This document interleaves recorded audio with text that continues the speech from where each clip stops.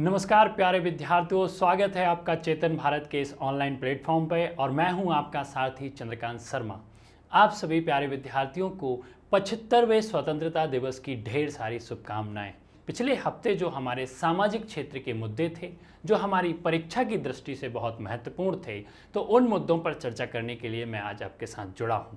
ठीक है, तो एक बार हम नज़र डालेंगे हमारी विषय सूची पर और हम ये देखें कि जो हम सामाजिक मुद्दों के अंतर्गत जो समसामयिक घटनाक्रम को पढ़ने वाले हैं वो 7 अगस्त से 13 अगस्त के मध्य का है। यानी कि हमने 7 अगस्त से 13 अगस्त के मध्य के जो करंट अफेयर के मुख्य विषय थे उनको चुना है, जिन पे हम प्रारंभिक परीक्षा या मुख्य परीक्षा की दृष्टि से आज चर्चा करेंगे। तो इन 3 विषयों में जो हमारे आज के प्रमुख विषय हैं, ठीक है, हम पाते हैं इनमें, ठीक है, कि सबसे पहला जो हमारा विषय है वो है बुजुर्गों के लिए जीवन गुणवत्ता सूचकांक की हम बात करेंगे। ठीक है, बुजुर्गों के लिए जीवन का गुणवत्ता सूचकांक, एक सूचकांक जारी किया गया है, ठीक है, प्रधानमंत्री की जो आर्थिक सलाहकार परिषद होती है उसके द्वारा, और इसमें उन मुद्दों पर या उन पहलुओं पर चर्चा की जा रही है जो अमूमन बाकी सर्वे से छूट जाते हैं। सामाजिक जीवन से जुड़े मुद्दे, वृद्धों की आय से जुड़े हुए मुद्दे, उनको दी जाने वाली स्वास्थ्य सुविधाओं से जुड़े मुद्दे, जो मुद्दे छूट जाते हैं, उन सभी को मिला के जो आयु की प्रत्याशा है या जीवन की गुणवत्ता का एक अच्छा सूचकांक हो सकता है, उन मुद्दों पर इस सर्वेक्षण ने सूचना जारी की, रिपोर्ट जारी की। तो हम देखेंगे कि क्या स्थिति है भारत में वृद्धों को लेकर।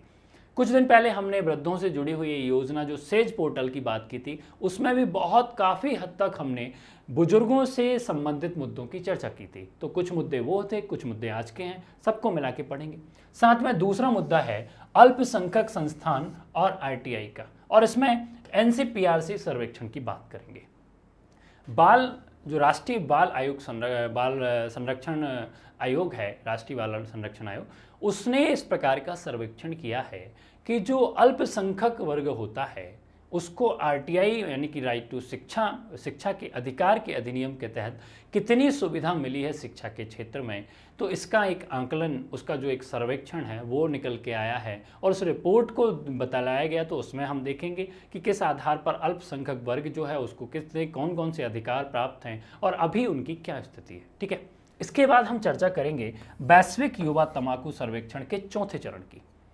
स्वास्थ्य एवं परिवार कल्याण मंत्रालय के द्वारा जो युवा आबादी है उस पर वैश्विक तंबाकू जो उत्पाद हैं उनके क्या असर पड़ रहे हैं, ठीक है, किस स्तर से जागरूकता का फैलाया गया है या किस स्तर पर अभी और जो तंबाकू का सेवन बढ़ता जा रहा है वो किन बीमारियों को ग्रसित करा देता है। तो ये सभी चीज़ों को हम अच्छे से परीक्षा उपयोगी तरीके से, प्रारंभिक परीक्षा हो या मुख्य परीक्षा हो, दोनों के तरीके से अच्छे से पढ़ने वाले हैं। तो पूरे एकाग्र मन के साथ जुड़ जाइए मेरे साथ और शुरू करते हैं हम आज का अपना पहला विषय, बुजुर्गों के लिए जीवन का गुणवत्ता सूचकांक। शुरू करते हैं हम बुजुर्गों के लिए जीवन का गुणवत्ता सूचकांक। ठीक है, ये सूचकांक जब आया तो काफ़ी चीज़ें इसमें अच्छी देखी गई। कुछ राज्यों से रिपोर्ट जब निकल के आई है कि राज्यों में क्या देखा गया है, 50 लाख की आबादी के अंतर्गत जो उससे ज़्यादा आबादी वाले बुजुर्गों की स्थिति क्या है।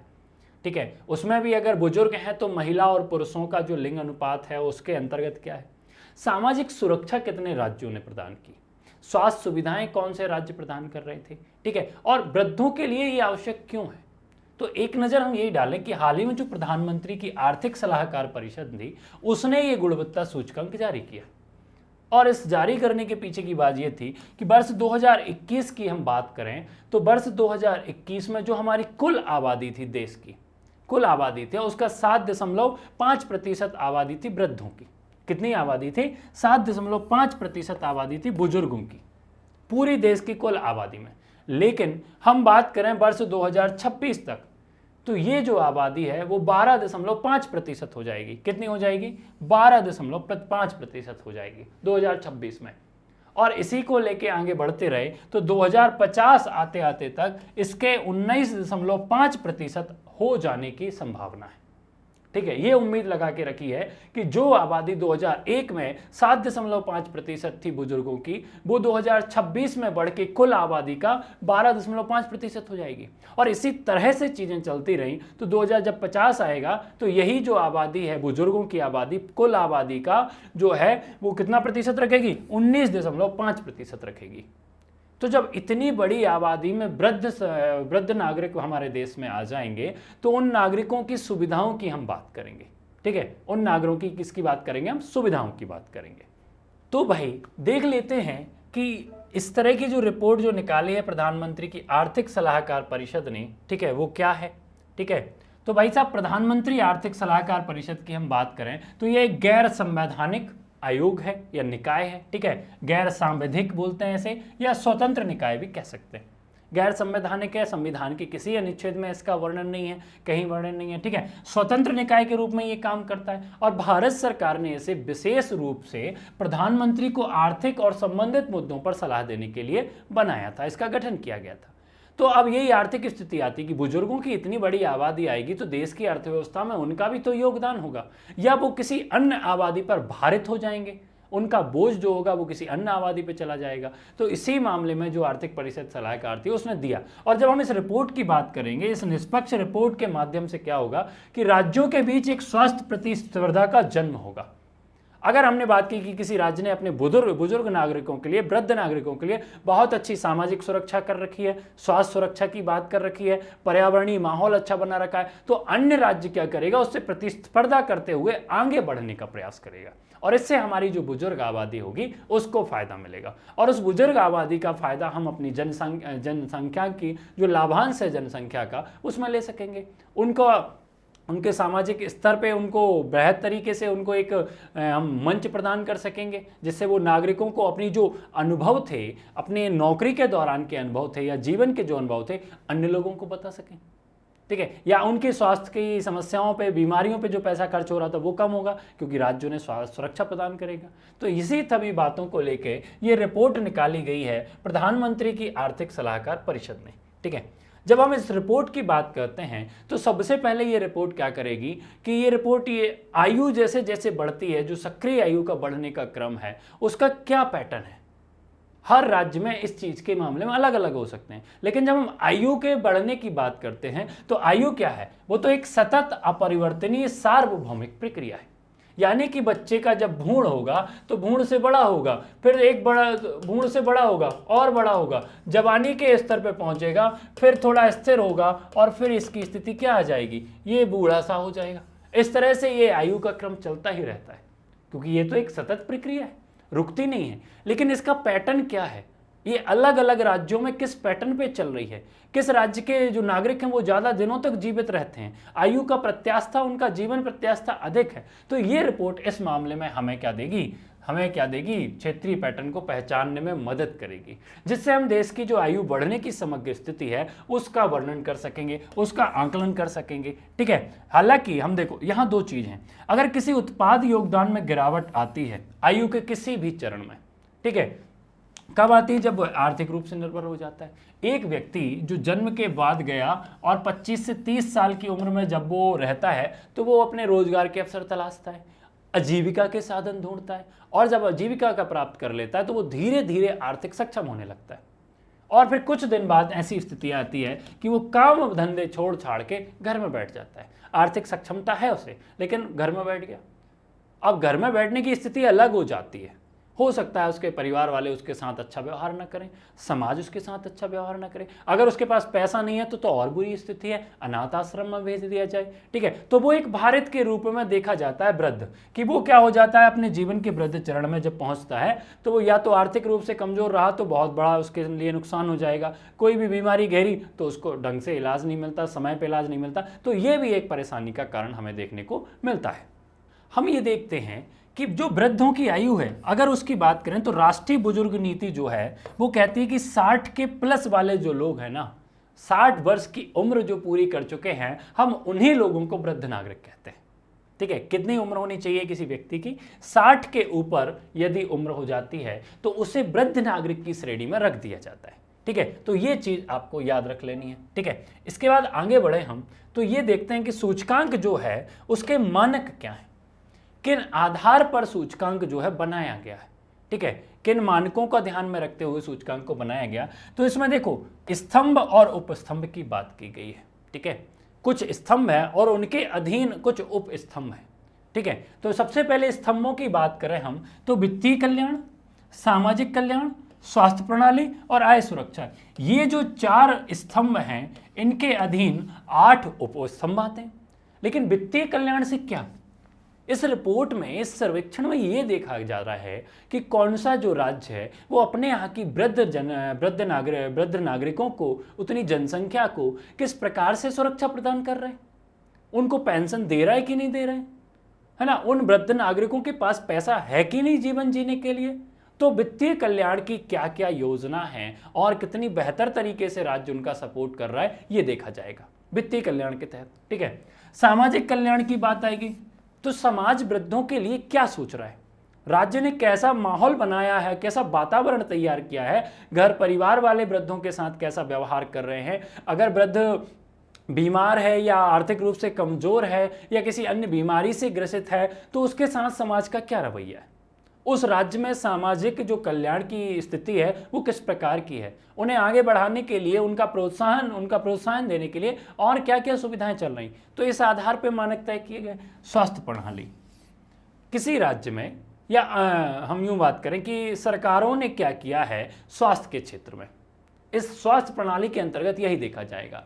क्या वृद्ध नागरिकों के लिए अलग से स्वास्थ्य सुविधाओं की बात की गई है, उनको मुफ्त दवाइयों की बात की गई है, अस्पतालों में उनके लिए अलग से चीज़ें तैयार की गई हैं जहां पे उनके लिए अच्छी सुविधाएं हों, है ना, अगर कोई चल नहीं पा रहा तो व्हील चेयर देने की बात की गई है कि नहीं, सुरक्षा की दृष्टि से, कान में सुनाई नहीं दे रहा तो मशीनों की बात की गई है कि नहीं सरकारों के द्वारा, राज्यों के द्वारा। तो ये एक मानक रखा गया स्वास्थ्य प्रणाली, क्योंकि स्वस्थ शरीर होगा तो उसकी जो जीवन जीने की आयु है वो और बढ़ जाएगी और स्वस्थ व्यक्ति काम भी कर सकता है। ठीक है, इसके साथ आय सुरक्षा, ये बहुत महत्वपूर्ण है। आय सुरक्षा को ऐसे देखें कि जो वृद्ध नागरिक हैं उनमें से कितने प्रतिशत वृद्ध जो थे वो पढ़े लिखे थे, उनको शिक्षा के अवसर प्राप्त हुए, क्योंकि शिक्षा के अवसर प्राप्त होने से रोजगार मिलेगा और रोजगार की स्थिति में ये वृद्ध नागरिकों को भी लोग अपने यहाँ ऑफिस में किसी भी थोड़े बहुत काम के लिए रख लेते हैं और उनको जो पैसे हैं वो दे देते हैं। ठीक है, अब आय सुरक्षा, अगर उनके पास पहले से पैसा था या संपत्ति था तो उसके लिए राज्यों के क्या कानून है या राज्य उन पर क्या काम कर रहा है, तो ये सब मानक जो है वो स्तंभों के रूप में देखे जाते हैं। तो ये जो 4 प्रमुख स्तंभ हैं इनके अधीन 8 उप स्तंभों को देखा जाता है। ठीक है,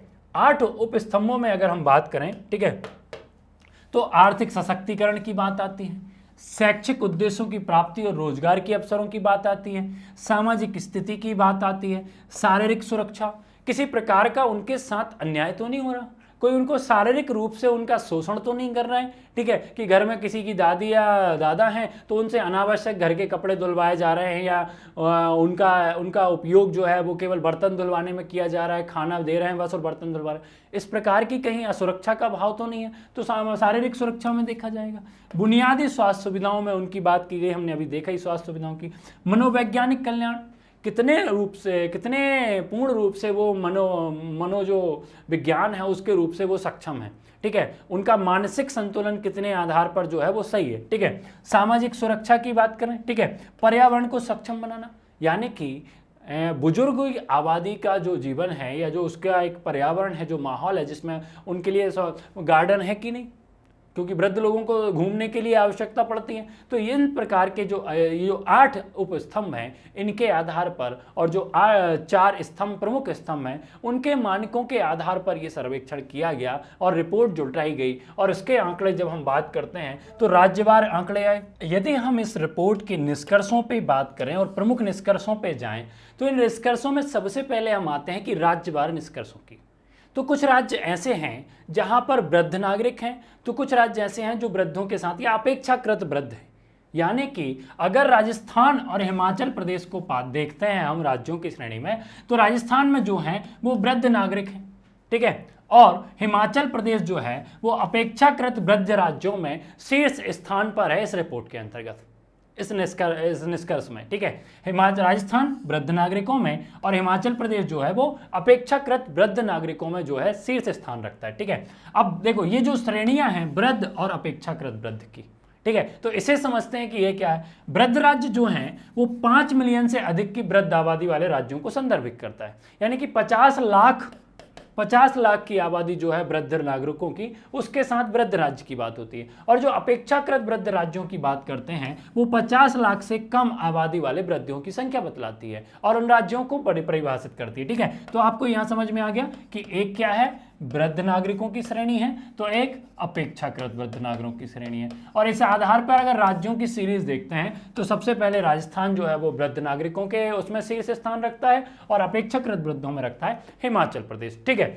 वहीं चंडीगढ़ और मिजोरम या केंद्र शासित प्रदेशों की बात करें या उत्तर पूर्वी राज्यों की बात करें तो ये उत्तर पूर्वी राज्यों की श्रेणी में जो है शीर्ष स्थान पर है वृद्ध नागरिकों की आबादी के क्षेत्र में। ठीक है, तो धीरे धीरे जो हमारे देश की अर्थव्यवस्था है या सामाजिक व्यवस्था है उसमें जो राज्य हैं वहां पर वृद्ध जो नागरिक हैं उनमें बढ़ोतरी देखने को मिलती है। ठीक है, जब हम निष्कर्षों के पैरामीटर्स की बात करते हैं, जो मानक तय किए गए थे स्तंभ, उनके आधार पर इस रिपोर्ट के निष्कर्ष देखते हैं तो बहुत चौंकाने वाले आते हैं। यहां पर स्वास्थ्य प्रणाली की यदि हम बात करते हैं, स्वास्थ्य प्रणाली के स्तंभ की, ठीक है, तो इसका अगर ऑल इंडिया लेवल पे, अखिल भारतीय लेवल पे हम इसका स्कोर देखते हैं राष्ट्रीय औसत तो है 66.97। ठीक है, मतलब पूरी रिपोर्ट में पूरे राज्यों के अंतर्गत यदि हम जो इसके पैरामीटर्स हैं, जो इसके मानक हैं, स्तंभ हैं जिससे हम निकाल रहे हैं रिपोर्ट को कि क्या है, तो उसमें अगर हम देखते हैं तो सबसे ज़्यादा राष्ट्रीय औसत जो है 66.97 वो स्वास्थ्य प्रणाली के स्तंभ का है। ठीक है, स्वास्थ्य प्रणाली का स्तंभ में शीर्ष पे, यानी कि स्वास्थ्य सुविधाएं अच्छी हैं बाकी सारी चीज़ों की अपेक्षा, क्योंकि ये शीर्ष स्थान पर रखती है। इसके बाद देखें हम तो सामाजिक कल्याण स्तंभ का जो स्कोर है वो 62.34% है, यानी कि दूसरे नंबर पर सामाजिक कल्याण है, सामाजिक कल्याण के क्षेत्र की योजनाएं हैं और राज्य के किए गए कार्य हैं सामाजिक कल्याण के दूसरे नंबर पर। ठीक है, वित्तीय कल्याण की बात करें तो इसका स्कोर है 44.7। ठीक है, वित्त का स्कोर। इसके बाद आता है शिक्षा प्राप्ति और रोजगार के स्तंभ का। ठीक है, इसमें बात करें तो 21 राज्यों के निम्न प्रदर्शन में यह सबसे कम है वित्तीय कल्याण, यानी कि जब वित्तीय कल्याण की बात आती है, इसका मामला आता है तो ये रिपोर्ट ये बताती है कि ये सबसे कम है 21 राज्यों में। ठीक है, आयु सुरक्षा के स्तंभों की अगर हम बात करें विशेष रूप से तो इसमें तो सबसे ज्यादा ही खराब प्रदर्शन किया है राज्यों ने। कोई भी राज्य ऐसा नहीं है कि आय सुरक्षा के मामले में वृद्ध नागरिकों को सहूलियत प्रदान की गई हो। ठीक है, इसमें सबसे अधिक आता है, आधे से अधिक राज्यों का जो है आय सुरक्षा में राष्ट्रीय औसत से कम स्कोर है, जो सभी स्कोरों में सबसे कम है। तो हम ये मान सकते हैं कि जो हमारा सबसे पहले यदि हम बात करें तो जो सबसे ऊपर है वो क्या है, स्वास्थ्य है। ठीक है, और सबसे नीचे क्या है, वो आय सुरक्षा की बात कर रहा है। ठीक है, और वित्तीय सुरक्षा और सामाजिक सुरक्षा जो है वो बीच में है। सबसे ज्यादा स्वास्थ्य सुरक्षा के क्षेत्र में काम हुआ है, स्वास्थ्य प्रणाली के क्षेत्र में काम हुआ है और उसी के आकलन से ये चीजें आगे बढ़ी हैं। ठीक है, अब इस निष्कर्ष के तहत अगर हम रिपोर्ट की बात करें इसकी तो इसमें कुछ चुनौतियां देखी गई। चुनौतियां ये देखी गई कि जब इस रिपोर्ट में वृद्ध नागरिकों की बात करते हैं हम तो एक चीज निकल के आई, महिलाओं की अधिक आयु प्रत्याशा, यानी कि पुरुषों की तुलना में महिलाओं की जो आयु है वो अधिक है या उनका जीवन जो जीने की आयु है वो थोड़ी ज्यादा है। ठीक है, तो ये एक चीज निकल के आई है कि जनसंख्या में सामान्य आयु के उभरते मुद्दों में से एक ये भी है कि महिलाओं की अधिक आयु प्रत्याशिता है। ठीक है, क्यों है, क्योंकि वृद्धावस्था में जितने भी पुरुष हैं उनकी अपेक्षा में महिलाएं अधिक दिनों तक जीवित हैं या उनकी आयु ज़्यादा है। अब महिलाओं के साथ बहुत सारी समस्याएं जुड़ी होती हैं, उनका यौन शोषण भी किया जाता है, उनका शारीरिक शोषण भी किया जाता है, या अन्य चीज़ों में देखें अगर वो इस तरह से जीवन यापन करेंगी तो वो बहुत अधिक भारित हो जाती हैं। उनकी स्वास्थ्य सुविधाओं की ज़रूरत होती है, उन्हें सामाजिक कल्याण की ज़रूरत होती है, उन्हें आय सुरक्षा की ज़रूरत होती है। ठीक है, क्योंकि पुरुष तो ऐसा है कि उसका काम चल जाता है, लेकिन महिलाओं को अधिक सुरक्षा की आवश्यकता होती है। और वृद्ध आयु में हम देख रहे हैं कि महिलाओं का जो अनुपात है वो पुरुषों की तुलना में अधिक है, अधिक होता जा रहा है। तो ये एक बहुत बड़ी चुनौती है। ठीक है, कि हमें इस अनुपात को कम करने की आवश्यकता है। ठीक है, दूसरा है आय सुरक्षा। ठीक है, भारत में सामाजिक स्तर पे हम देखें तो आय सुरक्षा का जो मानक है वो सबसे बेकार है। ठीक है, पूरा का पूरा अगर हम सकल घरेलू उत्पाद का देखें, भारत की जीडीपी का देखें तो मात्र 1% जो है वो पेंशन पे खर्च किया जाता है, यानी कि वृद्ध नागरिकों की आय सुरक्षा की कोई जिम्मेदारी नहीं होती है। केवल मात्र 1% रुपये जो 1% जो पैसा है वही इनके जो है वो पेंशन के लिए खर्च किया जाता है। तो भारत में आय सुरक्षा बहुत बड़ी है और बहुत बड़ा मामला है और ये बहुत बड़ी चुनौती है राज्यों के लिए, सरकारों के लिए। और वृद्ध नागरिकों के लिए, क्योंकि व्यक्ति अगर वृद्ध हो गया है, ठीक है, वृद्ध हो गया है तो वो किसी ना किसी व्यक्ति पर आश्रित हो जाता है।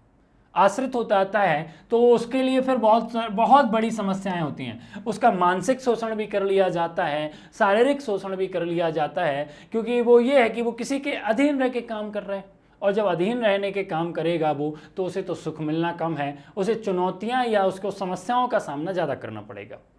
कुछ आबादी ऐसी होती है कि किसी के आश्रित होते हैं तो बहुत अच्छे से सेवा की जाती है वृद्ध आयु के नागरिकों की, लेकिन बहुत सारे मामलों में देखा जाता है उलट होता है। जैसे ही उनकी कमाने की क्षमता खत्म होती है, वो वृद्ध हो जाते हैं, यदि वो परिवार के बेटों बेटियों भारत हो रहे हैं तो उन्हें साइड में कर दिया जाता है, रास्ते पे जीने के लिए छोड़ दिया जाता है, अनाथ आश्रमों में भेज दिया जाता है। तो इस स्थिति से निपटने के लिए जो आय सुरक्षा है वो मजबूत करने की आवश्यकता है, और ये जो पेंशन वाला मामला है या जीडीपी का पेंशन पे खर्च करने का मामला है, इसे बढ़ाने की आवश्यकता है। ठीक है, एक ये चुनौती देखने को मिली। फिर उसके बाद हम बात करें कि अर्थव्यवस्था में बुजुर्गों के एकीकरण की। वर्तमान में जो वृद्धों की जरूरत है, ठीक है, जो जरूरतों की बात करें, विशिष्ट जरूरतों की या प्रेरणा या वरीयता को पूरा करने की बात करें, तो सक्रिय आय को बढ़ावा देने के साथ साथ ही समाज में योगदान करने का मौका देने की आवश्यकता है। अर्थव्यवस्था में वृद्धों का एकीकरण कैसे हो? देखो, यदि कोई भाई जो एयरफोर्स में था, आर्मी में था या बैंक में था या किसी अन्य जगह पे अगर वो शिक्षक ही था, ठीक है, इससे बड़ा एग्जाम्पल कुछ नहीं हो सकता। यदि कोई जो वृद्ध व्यक्ति है जो शिक्षक था, तो शिक्षक का तो गुण ही होता है, वो कभी रिटायर्ड नहीं होता, कभी उसके आगे एक्शन नहीं लगता, पूर्व नहीं लगता, शिक्षक हमेशा शिक्षक रहता है। तो ऐसे जो आबादी के जो कुछ चिन्हित मानक हैं या चिन्हित जो विषय हैं, उनसे उन आबादी के लोगों को चुना जाए और उनको कहीं पर जो है मोटिवेशनल स्पीकर के रूप में रखा जाए, या उनके अनुभवों के लिए एक विचार विमर्श मंडल बनाया जाए, ठीक है, जिनके साथ सलाह मशवरा किया जाए, ठीक है, सलाह मशवरा मंडल बनाया जाए। तो इस प्रकार से जो वृद्ध आबादी है उसका उपयोग किया जाता है, उपयोग किया जा सकता है अर्थव्यवस्था को मजबूत करने में।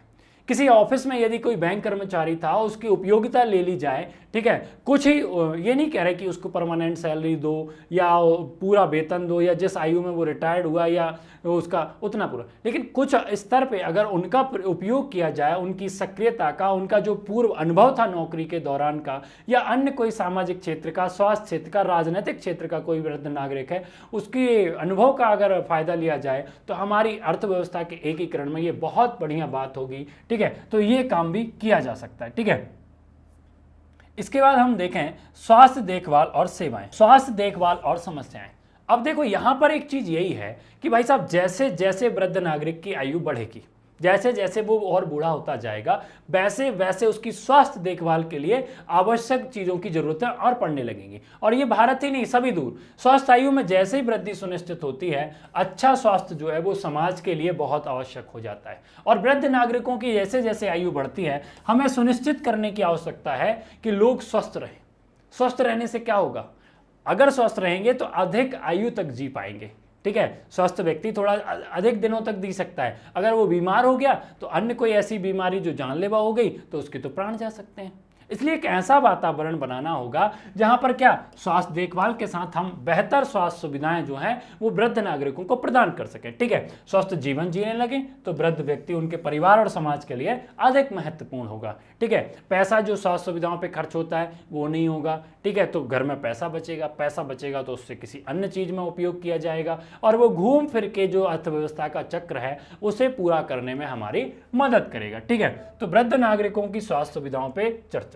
ठीक है, अब अगर हम सरकारों की बात करें, इसके पहले की सरकारों की बात करें, तो सरकारों ने काफी कुछ प्रयास किया है वृद्ध नागरिकों को देखने के लिए। ठीक है, हमने एक कुछ विगत दिवस हमने एक वीडियो भी बनाया था, इस पे हमारे सामाजिक मुद्दे से जुड़ा हुआ था, says portal senior care easing growth engine की बात की थी, जहां पे नए नए स्टार्टअप को मौका मिलेगा जो वृद्ध नागरिक जो होते हैं उनसे संबंधित वस्तुओं के विनिमय के लिए, उनके उत्पादन या उनकी अन्य सुविधाओं के लिए। तो ये चीज हमने यहां से देखी थी। हाँ राहुल, स्टूडियो में ही है, वीडियो रिकॉर्ड कर रहे थे यार। अभी कहाँ, यहीं आ गए थे, पानी गिरने लगा था तो फिर कुछ नहीं, अब वीडियो रिकॉर्ड कर लें, आज मंगलवार है, भेजना है उनको तो आधे घंटे में हो जाएगा, फिर जाएंगे।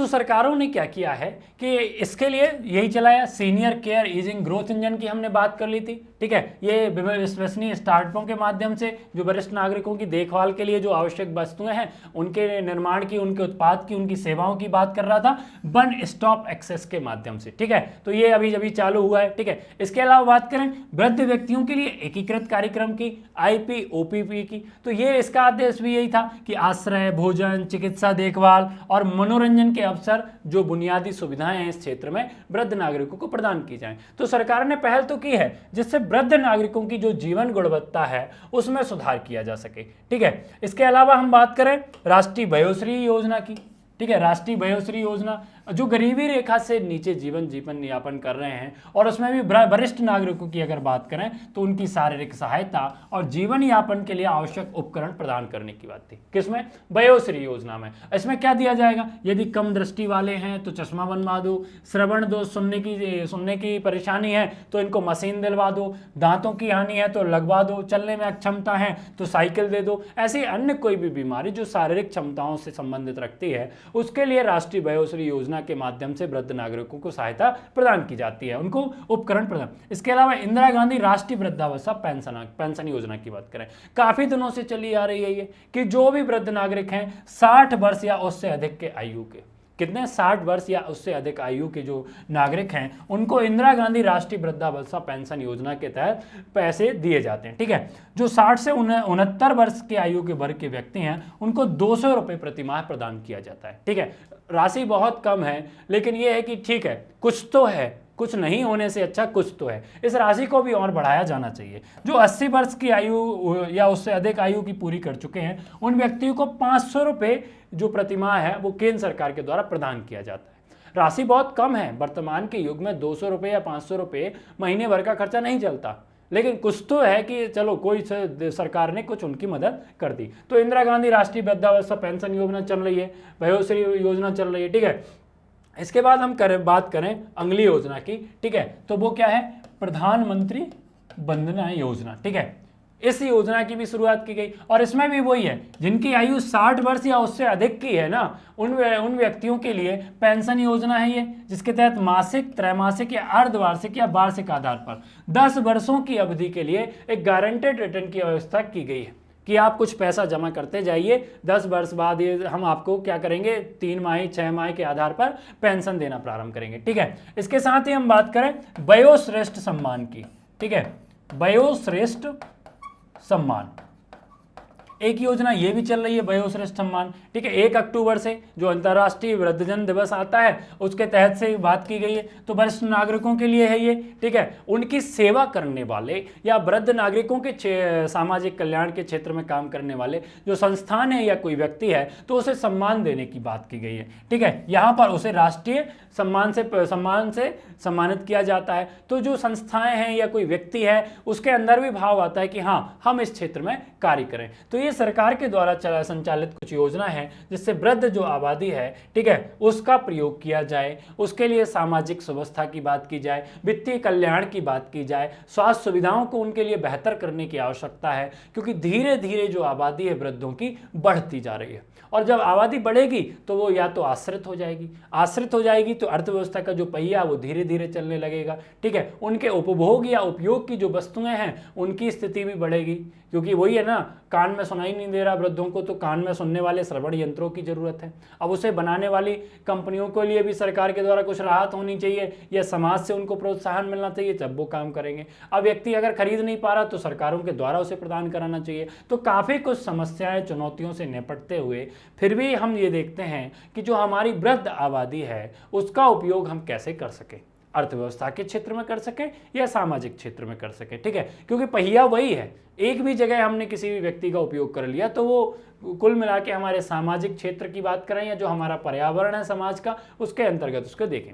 आगे की राह क्या हो, ठीक है। अगर आगे की राह की बात करें, ठीक है, तो एक युवा समाज के रूप में हमेशा भारत को आगे बढ़ाया जाता है। अभी भी हम यही चिल्ला रहे हैं कि वर्ष 2030 तक, वर्ष 2050 तक भारत दुनिया का सबसे बड़ा युवा आबादी का देश होगा। लेकिन युवा आबादी के साथ साथ जो हमारे वृद्ध नागरिकों की आयु बढ़ रही है या हमारे देश में वृद्ध आबादी बढ़ रही है उसका क्या? तो उसके लिए भी हमें जो है वो उसका प्रयोग करना होगा। उसके कल्याण और देखभाल के लिए जो पहले से मौजूद सामाजिक समर्थन प्रणालियां हैं, यानी कि हम सामाजिक संगठनों की बात करें, विभिन्न एनजीओस की बात करें, स्व सहायता समूह के साथ इनकी बात करें, ठीक है, नागरिकों की बात करें, पारंपरिक समाज स्वास्थ्य संस्थानों की बात करें जिसमें हमारा परिवार आ जाता है, रिश्तेदारी आ जाती है, पड़ोसी आ जाते हैं, इनसे बेहतर संबंध के तालमेल की बात करें कि कैसे वो बनाया जा सके। तो इसको बेहतर करने की ज़रूरत है जिससे जो वृद्ध आयु के नागरिक हैं उनको जीवन जीने में उनको भी अच्छा लगे, उनकी जीवन आयु प्रत्याशा बढ़ सके, उनको जो सामाजिक, वित्तीय, आर्थिक या आय की सुरक्षा जैसी जो चुनौतियां हैं उनका सामना ना करना पड़े। तो सरकारों को भी ध्यान देना होगा और हम जैसे इंसानों को भी ध्यान देना होगा कि हमारे घर के जो बुजुर्ग हैं हमें उनका सम्मान करना है, उनको व्यवस्थित खाना, भोजन, पानी की उनकी व्यवस्था करनी है। अगर वो बीमार होते हैं तो सही समय पे उनका हमें इलाज कराना है, क्योंकि उन्होंने हमको पाल पोस के इतना बड़ा, इतना लायक बनाया कि अब हम उनके काम आ सकें। ठीक है, तो हमें व्यक्ति होने के नाते या एक अच्छे नागरिक होने के नाते ये सब करना चाहिए। ठीक है, तो ये था हमारा पहला चैप्टर। इसके बाद हम बात करते हैं अल्पसंख्यक संस्थान और आरटीआई की बात, जो कि एनसीपीआर के सर्वेक्षण से आई है। ठीक है, अगले टॉपिक की, ठीक है, अल्पसंख्यक संस्थान और आरटीआई।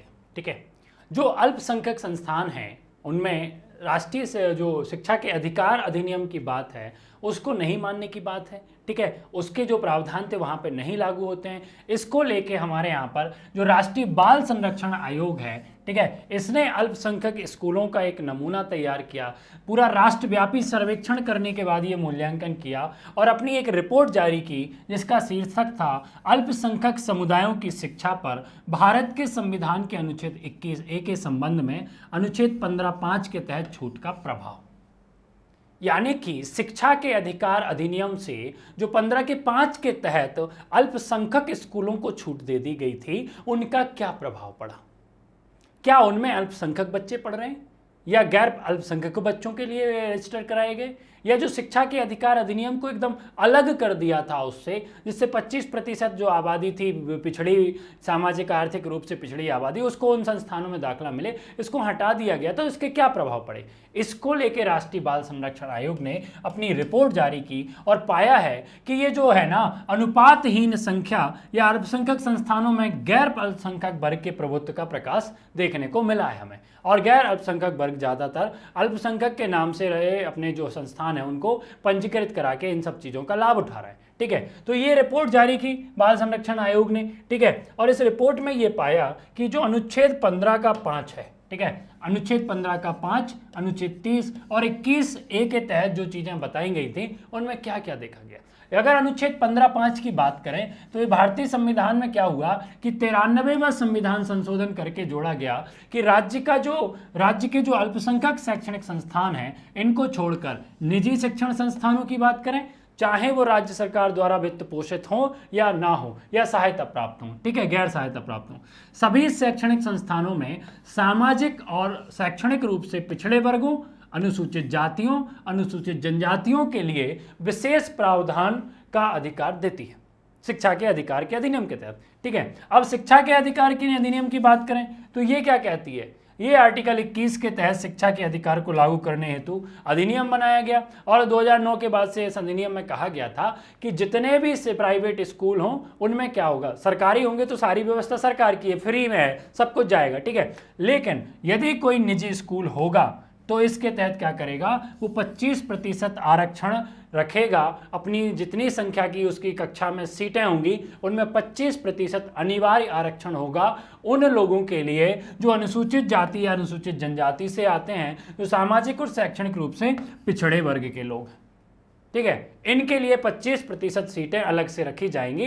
यदि कि 100 बच्चों की कक्षा, मतलब अगर 5वीं कक्षा में 100 बच्चे पढ़ रहे हैं तो 75 बच्चे तो सब फीस वाले, लेकिन 25% सीटें उन बच्चों के लिए रखी जाएगी जो सामाजिक या शैक्षणिक रूप से पिछड़े हैं, जो अनुसूचित जाति से आते हैं, अनुसूचित जनजाति आते हैं या सामान्य वर्ग में भी आर्थिक रूप से पिछड़े हैं, तो उनके लिए ये रखा जाएगा, गरीबी रेखा से जीवन यापन करने वाले व्यक्तियों के लिए, कि उन प्राइवेट स्कूलों में भी जो है 25% सीट उनके लिए रखी जाए।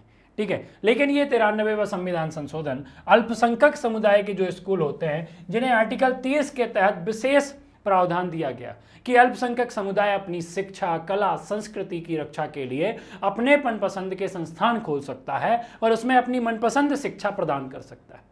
ऐसे स्कूलों को अल्पसंख्यक शिक्षक के अल्पशिक्षक शैक्षणिक संस्थानों के रूप में रजिस्टर कराया गया और उन्हें चलाया गया। तो वही ये रिपोर्ट जब निकल के आई तो देखा गया, ठीक है, कि जो आरटीई कानून था, जो शिक्षा का अधिकार कानून था, उसे अनुच्छेद 30 का जो है ना उपयोग करने के लिए उसको दरकिनार कर दिया गया। क्योंकि अगर शिक्षा का अधिकार अधिनियम उन स्कूलों में लगता तो वो फिर जो आर्टिकल 30 के तहत उनको जो अधिकार प्राप्त थे उनका उल्लंघन होता।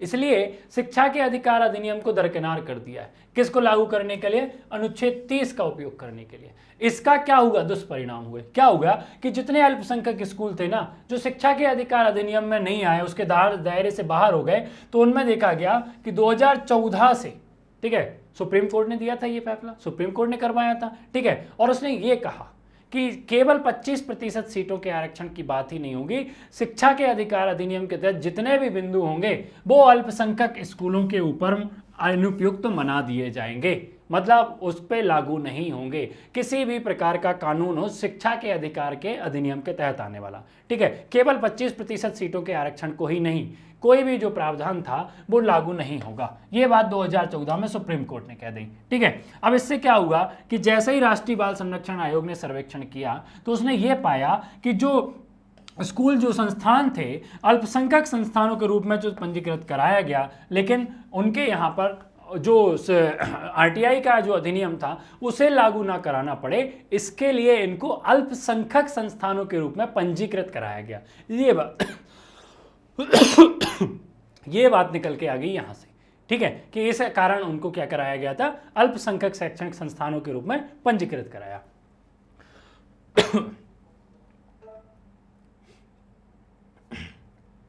इसके बाद हम देखें कैसे जो रिपोर्ट आई, सर्वेक्षण आई, उसमें देखा गया कि गैर अल्पसंख्यकों के लिए जो अल्पसंख्यक स्कूल कैटरिंग थे उसमें जो अनुपात था वो बिगड़ा मिला। कुल मिलाकर इन स्कूलों में 62.5% छात्र हैं। कितने प्रतिशत? 62.5% छात्र जो गैर अल्पसंख्यक समुदाय के थे। वो स्कूल जो है अल्पसंख्यक समुदाय शैक्षणिक संस्थान के रूप में पंजीकृत है, लेकिन उन स्कूलों में 62.5% गैर अल्पसंख्यक वर्ग के छात्र पढ़ रहे हैं, समुदाय से पढ़ रहे हैं, ठीक है। यानी कि अल्पसंख्यक के स्कूलों में केवल 8.76% छात्री जो थे वो सामाजिक और आर्थिक रूप से वंचित पृष्ठभूमि से थे या अल्पसंख्यक स्कूलों से थे। ये स्थिति यहां से निकली गैर अल्पसंख्यकों के लिए जो कैटरिंग की। अनुपात की यदि हम बात करें, ठीक है, अनुपातहीन जो संख्या निकल के आई सर्वेक्षण में एनसीपीआर के, वो ये कहती है कि पश्चिम बंगाल में अल्पसंख्यक आबादी का 92.47% जो है वो मुस्लिम आबादी है। अल्पसंख्यक समुदाय में जो सबसे बड़ा अल्पसंख्यक है वर्ग है वो कौन है? मुस्लिम। और इसकी आबादी का 92.47% मुस्लिम आबादी और यहाँ पर 2.47% ईसाई आबादी है। बंगाल की बात कर रहे हैं ये कि इसका जो सबसे बड़ा हिस्सा है वो मुस्लिम आबादी का है, ठीक है, जो कि अल्पसंख्यक है देश के अंतर्गत, और 2.47% जो है क्रिश्चियन है। लेकिन इसके उलट हुआ, यहाँ पर मुस्लिम आबादी के लिए जब बात की गई तो केवल 2 अल्पसंख्यक शैक्षणिक संस्थान मिले, और वहीं क्रिश्चियनों की बात की गई तो यहां पर हम देखते हैं कि 114 संस्थान जो थे वो क्रिश्चियन कम्युनिटी के थे, वो ईसाई समुदाय के थे 114 स्कूल अल्पसंख्यक के उसमें, ठीक है। और यहां पर देखा कि जो मुस्लिम अल्पसंख्यक हैं उनको केवल 2 स्कूल अल्पसंख्यक मुस्लिम दर्जे वाले।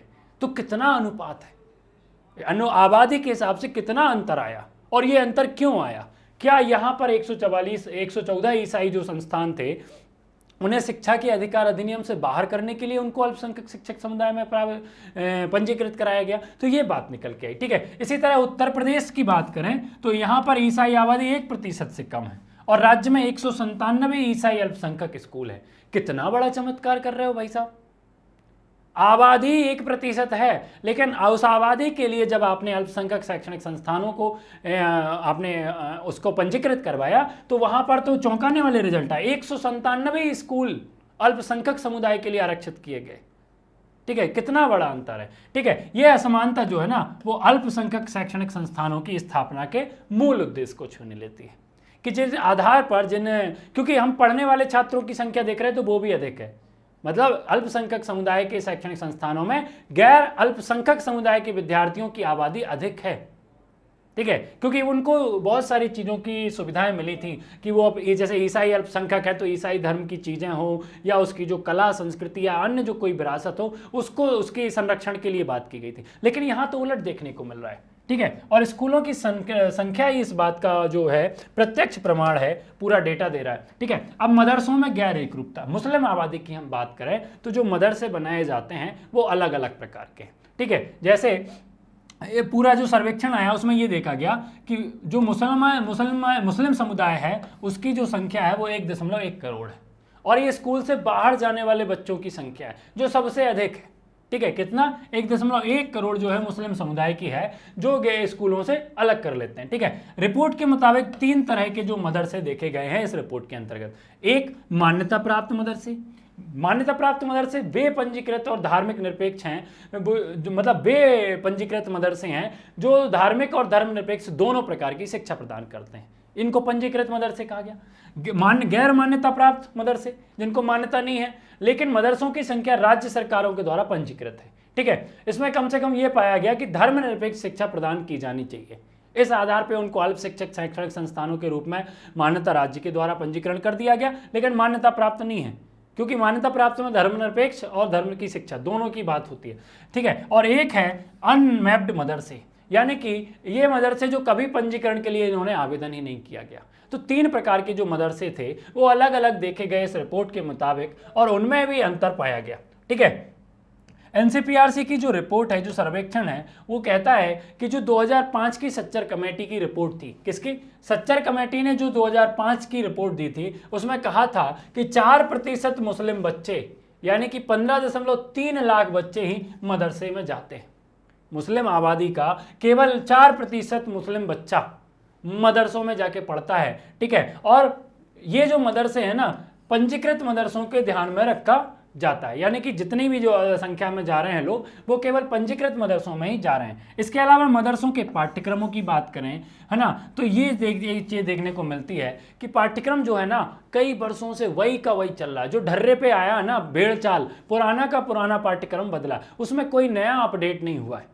नए के समाज के ढांचे की तरह आधुनिकता को देखते हुए कोई उनमें परिवर्तन नहीं किया गया, वर्षों पुराना जो सिलेबस था वही पढ़ा। इससे क्या हो रहा है कि जब लगातार तक जो छात्र वहाँ पे पढ़ते रहते हैं वो समाज से कटाव ले लेते हैं, उन्हीं अंधविश्वासों या कुरीतियों के साथ वो बढ़ते रहते हैं, और धीरे धीरे उनके अंतर्गत हीन भावना का विकास हो जाता है। हीन भावना उनके अंदर पैठ कर लेती है और वो बाकी समाज से क्या होते हैं? अलग हो जाते हैं, और बाहर के वातावरण के साथ फिर वो तालमेल बिठाने में असमर्थ हो जाते हैं, जिससे उन्हें कठिनाई होती है। इसके अलावा मदरसों में शिक्षण प्रशिक्षण का कोई कार्यक्रम नहीं है, यानी कि जो शिक्षक भी अगर मदरसों में पढ़ा रहे हैं, ठीक है, तो उनके प्रशिक्षण का भी कोई कार्यक्रम नहीं होता है, उनके प्रशिक्षण की भी कोई बात नहीं की जाती है कि अगर उसे कोई शिक्षक है तो अगर उसकी पढ़ाने की तकनीक में कोई वृद्धि करनी है या कुछ नया पाठ्यक्रम लेके आना है तो शिक्षक कोई प्रशिक्षित नहीं। जब शिक्षक ही नहीं प्रशिक्षित होगा, आगे बढ़ने के लिए उपाय नहीं करेगा, तो बच्चों तक कैसी स्थिति आएगी। और यही बात निकाली है, ये जो लूप होल्स थे इनको ढूंढा किसने? बाल संरक्षण आयोग ने, ठीक है। अब इसके लिए कुछ सुझाव बताए गए, ठीक है। सुझाव क्या कहता है बाल संरक्षण आयोग? कि सरकारों को मदरसों सहित ऐसे सभी स्कूलों के शिक्षा के अधिकार या सर्व शिक्षा अभियान के दायरे में ले आ जाना चाहिए, जहां पर 25% सीटों का आरक्षण भी रखा जाए, और जो अल्पसंख्यक वर्ग है, ठीक है, साथ ही उनकी शिक्षा है, और उसके अलावा पिछड़ा वर्ग है, अनुसूचित जाति के बच्चे हैं, अनुसूचित जनजाति के वर्ग के बच्चे हैं, उनको भी इन स्कूलों में दाखिला मिले। मतलब समुदाय गैर समुदाय किसी की बात ना हो, उनको शिक्षा के अधिकार और सर्व शिक्षा अभियान के दायरे में लाना चाहिए। इससे क्या होगा? बाल संरक्षण आयोग ने कहा कि ऐसे स्कूलों में यदि अल्पसंख्यक समुदायों के छात्रों के लिए आरक्षण का समर्थन बढ़ जाता है, आरक्षण की बात अगर की जाती है, तो इससे वह क्या होगा कि वहां पर पढ़ने वाले जो गैर अल्पसंख्यक छात्र हैं, ठीक है, जो वहां पर सबसे ज्यादा गैर अल्पसंख्यक वर्ग के छात्र पढ़ रहे हैं, उन पे इसका सीधा का सीधा असर पड़ेगा, ठीक है। वो एक आबादी को एक लाभ मिलने लगेगा। संस्था में प्रवेश के लिए अल्पसंख्यक समुदाय के छात्रों के लिए न्यूनतम प्रतिशत के संबंध में विशिष्ट दिशा निर्देश निर्धारित करने की आवश्यकता है। जब कोई प्रवेश दिया जा रहा है किसी बच्चे को अल्पसंख्यक समुदाय के छात्रों के लिए, ठीक है, तो एक न्यूनतम कुछ प्रतिशत रखना चाहिए कि आपने इतने प्रतिशत पास किए हो पुरानी कक्षा में, तो आपको यहाँ पर जो है आपका पंजीकरण होगा, आपको यहाँ पर एडमिशन मिलेगा। तो ये बात कर रहा है कौन? बाल संरक्षण आयोग, ठीक है। इसके अलावा कहा गया कि अल्पसंख्यक संस्थानों के संबंध में राइट आरटी मतलब शिक्षा के अधिकार के तहत दी गई छूट की समीक्षा करने की आवश्यकता है। जिस प्रकार से हमने आर्टिकल 30 को ध्यान में रखते हुए जो सुविधाएं उनको दे दी हैं या जो राइट टू एजुकेशन का अधिकार था उससे उसे वंचित कर दिया था, तो अब भारतीय संविधान का जो अनुच्छेद 30 है, ठीक है, जो अल्पसंख्यक समुदायों को सांस्कृतिक, भाषाई और धार्मिक संरक्षण के लिए अपने संस्थान खोलने का अधिकार सुनिश्चित करता है, अब इसमें समीक्षा करने की जरूरत है और जो शिक्षा का अधिकार का अनुच्छेद 21A है उसका उल्लंघन ना करे, ऐसा कोई इसमें शिक्षा के मौलिक अधिकार की रक्षा करने के लिए जो काम है वो करना चाहिए। ठीक है, यानी दोनों में सामंजस्य बना रहे और शिक्षा का अधिकार का अधिनियम जो है उसका भी उल्लंघन ना हो आर्टिकल 21 का, ठीक है, और दोनों में सामंजस्य बैठ जाए। ठीक है, तो एक बार समीक्षा करने की इस पर आवश्यकता है। इसके बाद हम बात करते हैं हमारे अगले टॉपिक की। ठीक है, वैश्विक युवा तंबाकू सर्वेक्षण, वैश्विक युवा तंबाकू सर्वेक्षण 4, ठीक है, चौथे चरण की शुरुआत की गई है। ठीक है, स्वास्थ्य परिवार कल्याण मंत्रालय द्वारा वैश्विक युवा तंबाकू सर्वेक्षण 4 के चौथे चरण की शुरुआत कर दी गई है, जो कि 2019 के तहत से प्रायोजित थी। ठीक है, चौथा चरण शुरू किया गया, इसका अर्थ यह है कि वर्ष 2 इसका जो पहला चरण था वो 2003 में, दूसरा चरण 2006 में और तीसरा चरण जो था वो 2009 में शुरू किया गया था, और अब ये चौथा चरण है। परिवार और स्वास्थ्य कल्याण मंत्रालय ने ये सर्वेक्षण जो आया है उसका चौथा चरण शुरू किया गया है, इस आधार पर देखने के लिए कि जो 13 से 15 वर्ष की आयु के जो विद्यार्थी हैं जो स्कूल जीवन में जी रहे हैं उनमें से कितने लोगों ने अपने जीवन में तंबाकू का सेवन किया है। जेंडर की बात करें, लिंग की बात करें तो बच्चियों और बच्चों में क्या अंतर है, कितने प्रतिशत लड़के तंबाकू का सेवन किए या किसी भी प्रकार के जो धूम्रपान वाले पदार्थ हैं तंबाकू के, सिगरेट की बात करें या गुटखा पान मसाले की बात करें तो उनका सेवन कर रहे हैं और इनके क्या क्या प्रभाव देखने को मिलते हैं। तो ये जो सर्वेक्षण था चौथा, ये प्रारंभ कर दिया गया भाई। ठीक है, स्वास्थ्य और पर्यावरण कल्याण मंत्रालय के द्वारा। ठीक है, और इसमें जो स्थिति है, एक संस्थान है जिसका नाम हम जानते हैं international institute for population sciences. ठीक है, इसी ने 2019 में वैश्विक युवा जो तंबाकू सर्वेक्षण है उसके चौथे चरण को करना प्रारंभ किया। ठीक है, उसी की परिणति ये है कि आज ये चर्चा का विषय बना। ठीक है, सर्वेक्षण क्या करेगा, राज्य और केंद्र शासित प्रदेशों में 13 से 15 वर्ष की आयु के जो स्कूल जाने वाले बच्चे हैं उनमें लैंगिकता, स्कूल के स्थान यानी कि ग्रामीण स्कूल है या शहरी स्कूल है, साथ ही स्कूल के प्रबंधन, वो सार्वजनिक स्कूल के बच्चे थे या निजी स्कूल के बच्चे थे, इसके आधार पर तंबाकू के राष्ट्रीय उपयोग का राष्ट्रीय अनुमान तैयार करने के लिए डिजाइन किया गया। ठीक है, और पहला सर्वेक्षण 2003, दूसरा 2006 और तीसरा 2009 में आयोजित किया गया था। ठीक है, सर्वेक्षण में यह है 987 स्कूलों के कुल 97,302 छात्रों ने भाग लिया। इस सर्वेक्षण के तहत क्या हुए कि जो 97,302 छात्र थे उन्होंने भाग लिया। कितने स्कूलों के? 987 स्कूल। हालांकि ये डेटा नहीं पूछा जाएगा, लेकिन आपको याद रखना है कि international institute for population sciences ने ही इस वैश्विक तंबाकू के युवा जो आबादी के ऊपर था उसका सर्वेक्षण चौथा किया है। और इसमें क्या क्या चीजें हैं, सर्वेक्षण का उद्देश्य क्या था, सबसे महत्वपूर्ण तो ये है सर्वेक्षण का उद्देश्य क्या था। तो तंबाकू का जो उपयोग है, ठीक है, तंबाकू को छोड़ने के जो प्रयास किए गए या दूसरों द्वारा किया गया धूम्रपान का जो असर था या उसकी जो पहुंच या उपलब्धता थी, उसका तंबाकू के दुष्परिणाम बताने वाली जानकारियों तक पहुंच, यानी कि विज्ञापन कितने प्रकार के निकाले गए सरकार के द्वारा या अन्य एजेंसियों के द्वारा, जागरूकता व तंबाकू की मार्केटिंग की जानकारी एवं दृष्टिकोण आदि के संबंध में एक सूचना प्राप्त करना था कि तंबाकू से बचने के लिए क्या क्या विज्ञापन लाए गए, कौन कौन सी योजनाओं से तंबाकू के जो असर थे उनको कम किया गया या किन लोगों पर असर पड़ा, कितना पड़ा, कितने प्रकार के सूचना तंत्र बनाए गए थे, उन सभी का जो आकलन था उसको करने के लिए, उसकी सूचना प्राप्त करने के लिए इस सर्वेक्षण को कराया गया। ठीक है, तो सर्वेक्षण से जुड़ी हुई कुछ बातें हम देख लेते हैं कि इसके जब सर्वेक्षण कराए गए तो प्रमुख परिणाम क्या देखने को मिले। ठीक है, इसके प्रमुख परिणाम क्या देखने मिले, तो तंबाकू के प्रयोग में गिरावट दर्ज की गई। अच्छी बात है, खुशी की बात है कि तंबाकू का जो उपयोग था वो धीरे धीरे कम होता जा रहा है। ठीक है, ठीक है, तो ये था। अब तंबाकू के प्रयोग में गिरावट कितनी देखी गई, ये पाया गया इस रिपोर्ट के तहत, सर्वेक्षण के तहत, कि जो 13 से 15 वर्ष के जो बच्चे हैं जो स्कूल जाते हैं, ठीक है, उसमें हमने पूरा ओवरऑल देखें तो 100 बच्चे अगर इस समय कर रहे थे तंबाकू का सेवन किसी भी प्रकार से, वो जर्दा खा रहे हो, गुटखा खा रहे हो, या सिगरेट पी रहे हो, या अन्य किसी तरीके से धुआंरहित तंबाकू जो कर रहे थे उसका प्रयोग कर रहे थे, तो ठीक है, इसमें 100 में से 42% लोगों ने तंबाकू का सेवन छोड़ दिया या गिरावट देखने को गई। 100 में से अब कितना, 42% की जो है वो गिरावट आई है। मतलब 100 में से 42 लोगों ने जो है नहीं किया, ठीक है। कितने लोगों ने किया, कितने लोगों ने किया, 58 लोगों ने ही तंबाकू का प्रयोग किया, 42 लोगों ने छोड़ दिया। अगर 100 का देखें तो 42% की कमी बहुत बड़ी कमी देखी जा सकती है और खुशी होने की बात है। इस कमी को और नीचे लेके आना 50%, ठीक है। अगर 13 से 15 वर्ष की आयु के छात्रों की हम बात करें तो प्रत्येक 5 में से एक व्यक्ति, करीब प्रत्येक 5 छात्रों में से एक छात्र ने जीवन में किसी भी प्रकार के तंबाकू उत्पाद, धूम्रपान की बात करें या धुआंरहित पदार्थ के रूप में बात करें, तो कभी ना कभी उसने ऐसा उपयोग किया है। और इस प्रकार के सर्वेक्षण में यह पाया गया कि 42% की जो कमी है वो तंबाकू के सेवन या उपयोग में गिरावट देखने को मिली है, ठीक है। तो एक चीज ये थी। दूसरा यदि हम देखें कि लिंग आधारित उपयोग, लड़के ज्यादा सिगरेट पीते हैं या लड़कियां, लड़के ज्यादा गुटखा खा रहे हैं या लड़कियां। अब सोचो यार, टीवी पे ऐड आ रहा है, अजय देवगन और शाहरुख खान रग रग में केसर का स्वाद और पान बार, इतने बड़े बड़े विज्ञापन करेंगे तो युवा आदि के जो नए बच्चे जो इनको आदर्श मानते हैं तो वो भी तो तंबाकू के सेवन की ओर लालयित हो जाते हैं। कुछ बच्चे ऐसे हैं जिनके घरों में पैसा बहुत है तो वो दिखाने के लिए सिगरेट पीते हैं।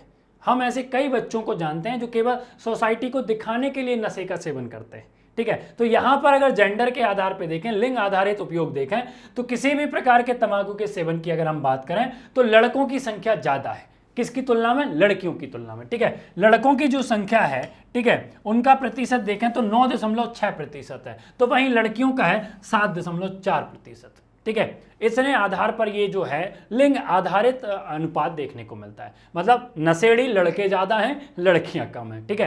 देखो, लड़कियां खुश होने लगी कि हम कम नशा करते हैं, लड़के मतलब बुरा ना मानना, पर लड़के ज्यादा नशा कर रहे हैं, ये रिपोर्ट कह रही, मैं नहीं कह रहा हूं भाई, ठीक है। राज्यवार आंकड़े की बात करें, ठीक है, राज्यों के तहत आंकड़ों की बात करें तो स्कूल जाने वाले बच्चों में तंबाकू का सेवन करने वाले जो बच्चों में अरुणाचल प्रदेश जो है वो सबसे आगे है, और इसके साथ में मिजोरम है। और हिमाचल प्रदेश और कर्नाटक की बात करें तो यहाँ के जो बच्चे हैं ना भाई साहब, बहुत अच्छे हैं। इनको संस्कारी बच्चे कह सकते हैं कि ये किसी भी प्रकार के जो तंबाकू का पदार्थ है उसका सेवन नहीं करते हैं। लेकिन बात करें अरुणाचल प्रदेश और मिजोरम की तो यहाँ के जो बच्चे हैं वो सबसे अधिक तंबाकू का सेवन करते हैं, ठीक है, अगर राज्यों की स्थिति में देखें तो ये सर्वेक्षण की ये रिपोर्ट परिणाम देखने को मिला। तंबाकू की शुरुआती की उम्र की बात करें, ठीक है, कि किस उम्र का बच्चा जो है वो तंबाकू के किस किस प्रोडक्ट को किस तरह से उपयोग कर रहा है, तो सिगरेट का इस्तेमाल करने वाली की बात करें तो 38%, बीड़ी का इस्तेमाल करने वाले 47% और धूम्रपान रहित तंबाकू का इस्तेमाल करने वाले 52% ने 10 वर्ष की आयु के पूर्व ही तंबाकू का इस्तेमाल शुरू कर दिया था। सोच रहे हो आप, 10 वर्ष की कम उम्र से, मतलब 10 वर्ष की आयु के पूर्व से ही किसी ना किसी प्रकार का तंबाकू का जो पदार्थ का सेवन था वो प्रारंभ कर दिया। कितनी आबादी, अलग अलग चीजों को, 38% वो जो सिगरेट पी रहे हैं, बीड़ी पीने वाले 47% और धूम्रपान रहित तंबाकू का सेवन करने वाले 52% लोगों में, मतलब बच्चों में देखा गया कि जो 10% बच्चे हैं वो 10 वर्ष की आयु के पहले ही देखने को मिल रहा है कि भाई साहब तंबाकू का सेवन शुरू कर दिए थे। यानी कि तंबाकू की सेवन की जो आयु है उसका कोई निर्धारण नहीं है कि किस बच्चे ने कब से पीना शुरू किया। हो सकता है अपने घर में दादाजी की, पापा जी की रखी हो तो शुरू में शौक में पीने लगे हो, बाद में आदत बन गई हो। घर में तंबाकू का जो ट्रे रहता है बस उसी में से उसने भी खाना शुरू कर दिया हो कि पापा खा रहे हैं, चाचा खा रहे हैं, भाई खा रहा है, अच्छी चीज हो सकती है, उसने भी शुरू कर दिया हो। धीरे धीरे वो लत बन गई, उसकी आदत बन गई, ठीक है। तो ऐसे तुम लोगों के साथ भी बहुत सारे लोगों के साथ होगा। सिगरेट, बीड़ी और धूम्रपान रहित तंबाकू के सेवन की शुरुआती औसत की आयु करें तो ये जो उम्र है वो 11.5 वर्ष से 10.5 वर्ष के बीच है, ठीक है, या 9.5 वर्ष के बीच थी। यानी कि हम 3 चीजों के आधार पर देखें कि सिगरेट की पीने की जो उम्र है वो देखी गई 11.5 वर्ष, औसत आयु के रूप में। ठीक है, बीड़ी पीने वाले जो बच्चे थे वो 10.5 वर्ष की आयु के लगभग थे। ठीक है, और जिन्होंने तंबाकू का खाना शुरू किया उनकी औसत आयु वर्ष देखें तो 9.9 वर्ष थी। कितने छोटी उम्र के जो बच्चे हैं वो तंबाकू के सेवन में फंस गए। ठीक है, सोचने और विचारने की बात है। सभी पालकों को इस बात पे ध्यान देना चाहिए। ठीक है, जागरूकता की बात करें, सर्वेक्षण और रिपोर्ट की बात में करें कि जागरूकता, देख रहे हो जागरूकता क्या लिखा है भाई साहब इसके ऊपर, बाहर डली है कि तंबाकू जो है वो कैंसर का कारण हो सकती है, तंबाकू चबाना कैंसर का कारण हो सकता है। लेकिन उसके बावजूद भी इतने महान लोग हैं कि इतने शौक से लेंगे, पैकेट को खोलेंगे और खा के ऐसे गर्व के साथ सीना चौड़ा करके खड़े हो जाते हैं जैसे भाई साहब को राष्ट्रपति पदक मिल गया हो, और कुछ नहीं देखेंगे, अड़ोस पड़ोस में ऐसे थूक मार देते हैं, पूरा गंदा कर जाएंगे। ठीक है, सब कुछ लिखा है उसके ऊपर, फिर भी उसका उपयोग करते हैं। ठीक है, अब रिपोर्ट की बात करें, रिपोर्ट क्या कह रहा है कि जो 52% छात्रों ने मुख्य मास मीडिया में तंबाकू के जो दुष्परिणाम वाले संदेश थे, ठीक है, तथा 18% छात्रों ने बिक्री स्थलों पर जो तंबाकू के हानिकारक परिणाम के विज्ञापन थे उनको देखा। समझ रहे हो उस बात को? 18% वो छात्र हैं जो दुकान पे जाके पढ़ रहे हैं कि तंबाकू जो है वो स्वास्थ्य के लिए हानिकारक है, शराब की दुकान पे शराब पीना सेहत के लिए हानिकारक है। ठीक है, इनकी बात पढ़ रहे हैं। 18% छात्रों ने देख लिया था विज्ञापन कि ऐसा आया, और 52% छात्रों ने कई अन्य माध्यमों, मोबाइल पे देखा हो, टीवी में देखा हो, अखबार में छपा हो, इस तरह के माध्यमों से देखा कि जो तंबाकू है वो उसका दुष्परिणाम होता है, सिगरेट जो है उसका दुष्परिणाम देखने को मिलता है। ये सब इन्होंने विज्ञापन देख लिए। वहीं बात करें 85% स्कूल जो हैं प्रमुख रूप से सिगरेट और अन्य तंबाकू उत्पाद अधिनियम 2003 से अवगत थे। जब स्कूलों में बात की गई कि आपको ये पता है कि नहीं कि आपका जो है जो स्कूल है वो अन्य तंबाकू उत्पाद अधिनियम, सिगरेट वाले जो पदार्थ हैं उनको आपको पता है उनके 100 मीटर के दायरे में जो है इस प्रकार के जो पदार्थ हैं वो प्रतिबंधित होते हैं, उनका क्रय विक्रय प्रतिबंधित होता है, उनका निर्माण प्रतिबंधित होता है। आप अवगत हो कि नहीं? तो बताया गया कि हाँ 85% स्कूलों ने ये बताया कि हाँ भाई साहब हमें इस बात के बारे में पता थी। ठीक है, 83% जो स्कूल हैं वो तंबाकू मुक्त स्कूल बोर्ड प्रदर्शित करने की नीति से अवगत थे। हर स्कूल में ये एक बाहर सूचना पटल पे ये लिखा जाता है कि यह स्कूल जो है तंबाकू मुक्त स्कूल है। ठीक है, उस प्रकार की जो बोर्ड प्रदर्शित करने की नीति थी उसमें पाया गया कि 83% स्कूलों को ये पता था, उनको ये जानकारी था कि इस प्रकार के। उसके अलावा भी अब जागरूकता के इतने साधन चलाए जाते हैं लेकिन लोग जो है ना वो कहीं ना कहीं उनका उल्लंघन ही करते रहते हैं। ठीक है, ठीक है, तो अब ये देखें हम कि भारत सरकार ने, ठीक है, भारत सरकार के द्वारा या भारत सरकार के अंतर्गत किन किन चीज़ों का प्रयोग किया जा रहा है कि तंबाकू के सेवन से जो लोग हैं, जो बच्चे हैं या युवा आबादी है उसको दूर किया जाए। तो सबसे पहले हम बात करें WHO के, विश्व स्वास्थ्य संगठन के जो FCTC नियम थे उनको अपनाया, और इसके क्षेत्र में भारत ने जो था स्वास्थ्य संगठन का फ्रेमवर्क जो कन्वेंशन ऑन टैबेको कंट्रोल था उसके तहत तंबाकू नियंत्रण जो प्रावधान थे उनको अपनाया। उनके तहत विभिन्न प्रकार के प्रचार शुरू किए, तंबाकू के उत्पादों पर या उनके ऊपर विज्ञापन छपवाना प्रारंभ किया, या बहुत सारे ऐसे प्रतिबंध लगाए गए जो भारत में कारगर सिद्ध हुए। इसके साथ ही COTPA 2003 अधिनियम यानी कि सिगरेट अधिनियम जो 1975 था इसको प्रतिस्थापित किया गया, और जो उनके सिगरेटों के जो पैकेट आते थे उनके ऊपर एक निशान लिखने वाली बात आई कि जो कैंसर के लिए है या धूम्रपान जो है स्वास्थ्य के लिए हानिकारक है। इस चित्र को बड़ा करने की आवश्यकता पे जोर दिया गया, चेतावनियां बढ़ा दी गई। ठीक है, तो इसके तहत सिगरेट धूम्रपान स्वास्थ्य के लिए हानिकारक है। लाइन याद आई? सिनेमा में जाते हैं, टॉकीज में बैठते हैं, मूवी चल रही होती है, कोई व्यक्ति बढ़िया अच्छे से जेब से कोई पुलिस वाला या हीरो या कोई बढ़िया सिगरेट निकालता है और पीने का प्रयास करता है, तभी एक नीचे पट्टी लिख दी जाती है। ठीक है, दिखाएंगे हानिकारक है, लिख भी देंगे कि सिगरेट धूम्रपान स्वास्थ्य के लिए हानिकारक है। भैया जब हानिकारक है पता है आपको तो दिखाओ ही मत, उसका प्रयोग ही मत दिखाओ कि अन्य लोग ना करें। हालांकि उनकी मौलिक स्वतंत्रता, मौलिक अधिकार है कि पिए कि नहीं पिए। किसी से कह दो कि तुम सिगरेट क्यों पी रहे हो, बोल देता है तुम्हारे बाप की पी रहे हैं क्या, तुमने पैसे दिए क्या, हम अपने पापा के पैसों से पी रहे हैं। तो इस प्रकार की बातें देखने को मिलती हैं, सुनने मिल जाती हैं। किसी को रोको टोको तो उसे पता है कि हानिकारक है। तो ये बात कर दी गई कि सिगरेट धूम्रपान जो है स्वास्थ्य के लिए हानिकारक है। इस वाली जानकारी को अपन बड़े स्तर पे विज्ञापन दो, ठीक है। और इसी को प्रतिस्थापित कर दिया था 2003 के अधिनियम से। शामिल कर दिया गया इसमें सिगार, बीड़ी, चुरैट, पाइप, तंबाकू, हुक्का, ठीक है, या चबाने वाले तंबाकू या पान मसाला। सबके ऊपर आपको बताना होगा कि जो तंबाकू है वो चबाना स्वास्थ्य के लिए हानिकारक है। उसका जो साइज होगा विज्ञापन का वो पूरा पे, हम अभी देखते हैं कि अगर आप तंबाकू के जर्दा के पैकेट देखो, पूरे पैकेट पे कैंसर वाला चित्र बना रहता है कि देख के घिन आ जाए, लेकिन लोग बड़े शौक से उसे फाड़ेंगे, खाएंगे और बढ़िया गर्व करते हैं कि हम तो बहुत अच्छे नागरिक हैं, और फिर यहाँ वहाँ थूक के गंदा करते रहते हैं, ठीक है। इसके अलावा इलेक्ट्रॉनिक सिगरेट निषेध अध्यादेश 2019 की घोषणा की गई। इस प्रकार की इलेक्ट्रिक सिगरेट पहले आती थी, चलन में बहुत रही, युवा आदि बहुत आकर्षित हुई इसके प्रति, ठीक है। इसमें निकोटिन होता था।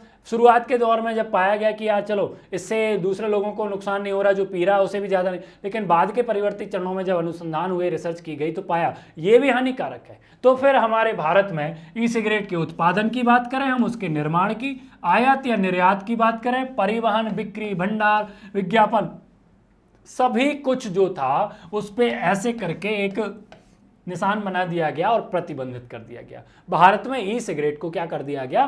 प्रतिबंधित कर दिया गया। इसके अलावा national tobacco quit line services, ठीक है, ये बात निकल के आई। इसमें क्या था कि बड़ी संख्या में तंबाकू के जो उपयोगकर्ता थे उन तक पहुंचने की क्षमता बनानी थी, ठीक है, कि कोई व्यक्ति बहुत ज़्यादा नशेड़ी हो गया, उससे आदत में ऐसा हो गया कि उसे छूट ही नहीं रही, तो वो क्या करे? वो क्या है भैया साहब, वो उसका उद्देश्य जो था वो तंबाकू को बंद करने के लिए वो इस हेल्पलाइन नंबर पे फ़ोन लगा ले, यानी इसके तहत वो फ़ोन लगाए टेलीफोन पर और जानकारी, सलाह, समर्थन प्राप्त करे, ठीक है। इसके लिए ये प्रयास किया गया था कि आपको अगर बहुत ज़्यादा लत लग गई, छोड़ना चाह रहे हो, छूट नहीं रही, तो आप परेशान हो, तनाव में आओगे, सर पीटोगे अपना, तो उसके लिए क्या था कि आप फोन लगाइए, काउंसलर या डॉक्टर्स बैठे रहेंगे, वो आपसे बात करेंगे, संवाद करेंगे, और किस आधार के या किस तरह से आप छोड़ सकते हो इसके लिए वो आपसे चर्चा करेंगे, ठीक है।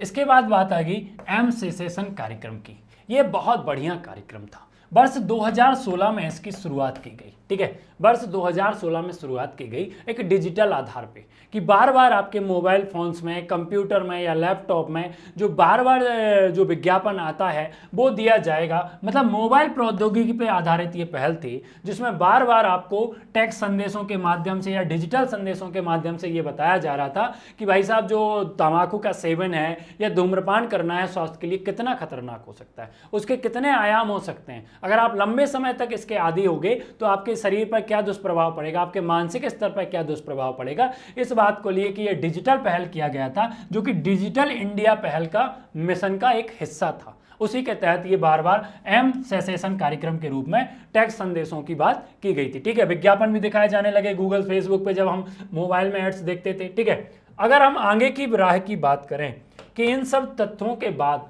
सरकार के इतने कानूनों के बाद, विश्व स्वास्थ्य संगठन के फ्रेमवर्क को अपनाने के बाद भी, और जब रिपोर्ट में इस तरह की बातें देखने को मिली कि कितने प्रतिशत लोग जो हैं अभी भी अरुणाचल प्रदेश या मिजोरम के जो बच्चे हैं वो अभी भी सबसे ज़्यादा तंबाकू का सेवन या सिगरेट का नशा जो है वो कर रहे हैं, ठीक है, तो कैसे उनसे दूर किया जाए, कैसे हमारी आने वाली पीढ़ी को, एक युवा आबादी को तंबाकू के सेवन से दूर किया जाए, ठीक है। तो तंबाकू के सेवन से जो नुकसान होता है ना, उसके बारे में बच्चों को और उनके माता पिताओं के बीच जागरूकता पैदा करने की जरूरत है। और ये जागरूकता का जो स्तर है ना वो बहुत बड़ा हो। इसका जो प्रशिक्षण या इसको सबसे अच्छे बता सकते हैं ऐसे शिक्षकों की जो भूमिका है वो महत्वपूर्ण हो सकती है। तो जब स्कूल में अगर शिक्षक जो हैं अपने जो स्टूडेंट्स हैं उनके साथ संवाद करें, उनको इनके दुरुपयोग या इसके दुष्प्रभावों के बारे में बताएं, या उनके स्वास्थ्य पर क्या क्या चीज़ें हो सकती हैं, उनके मानसिक स्थिति कैसी बदल सकती है, इन सभी के बारे में रोज़ इस तरह का प्रयास करें। उनको प्रार्थना कक्ष में जब बच्चे आते हैं तब उनसे बात करें, और ऐसे कर करके धीरे धीरे उनमें जागरूकता फैला सकते हैं, ठीक है। जो तम्बाकू के उपयोग से होने वाला नुकसान है उसके बारे में जितनी ज़्यादा जल्दी जागरूकता पैदा की जाएगी, बच्चों में इसके और परिणाम स्वरूप वयस्कों में तंबाकू के उपयोग की जो व्यापकता है उसे कम किया जाएगा। क्योंकि अगर 10 साल से बच्चा सिगरेट पीना शुरू कर रहा तो वो 12, 15, 16, 17 साल में पिएगा ही, क्योंकि उसको आदत बन जाएगी। तो बालकों के स्तर से जब हम 14, 15, 16, 17 साल के बच्चों को रोकना प्रारंभ कर देंगे तो धीरे धीरे जो युवा आबादी है 17, 18, 20, 21, 22, 23 साल के बच्चे, उनमें ये चीज़ नहीं पहुंचेगी, वो इस नशे के आदी नहीं होंगे। तो इसके लिए प्रयास करने होंगे। तंबाकू सेवन के जो हानिकारक प्रभाव हैं इनको प्राथमिक विद्यालय के स्तर से ही विभिन्न स्तरों पर स्कूली पाठ्यक्रम में शामिल किया जाना चाहिए। देखो, अगर बच्चों के पाठ्यक्रम में शुरू से मतलब पहली क्लास से उसको दिखने लगे ये सिगरेट या तंबाकू हानिकारक है और इसके दुष्परिणाम ये होते हैं, तो वो बच्चा घर में भी अगर आएगा ना तो वो कहेगा कि डैडी आप सिगरेट पी रहे हो, धूम्रपान स्वास्थ्य के लिए हानिकारक है। वो जब 10 बार बच्ची बोलेगी, छोटा बच्चा बोलेगा, उसके सिलेबस का हिस्सा होगा, तो हो सकता है कि जो वृद्ध आदमी, जो घर के बड़े बुजुर्ग जो घर में नशा कर रहे हैं, उनकी आदत भी छूट जाए, या वो करें तो घर के बाहर करें, छुप के करें, जिससे बच्चों पर असर ना हो। अगर एक सिगरेट पीने वाला व्यक्ति एक रूम में बैठ के सिगरेट पी रहा है तो सारे जो लोग नहीं पीते ना, उनके ऊपर भी उसका असर होता है। तो अगर प्राथमिक स्तर से बच्चों के पाठ्यक्रम में शामिल करेंगे तो वो बच्चे शुरुआत से उसके प्रति उनका जो मन रहेगा वो दूर हो जाएगा, उनकी विरक्ति हो जाएगी उससे कि नहीं ये चीज़ जो है वो गलत है, और धीरे धीरे उनके जीवन का वो अनिवार्य अंग बन जाएगी। ठीक है, तो ऐसा कुछ सरकारें कर सकती हैं। ठीक है, तो आज के लिए बस इतना ही। हमने 3 विषय को पढ़ा था। ठीक है, मैं आशा करता हूं कि आप लोगों को अच्छा लगा होगा, समझ में आया होगा। यदि इसके अलावा भी आपके कोई प्रश्न है तो आप कमेंट बॉक्स में लिखिए, मैं आने वाले अगले वीडियो में आपके सभी प्रश्नों के जवाब दे दूंगा। तब तक पढ़ते रहिए, मस्त रहिए, स्वस्थ रहिए। धन्यवाद।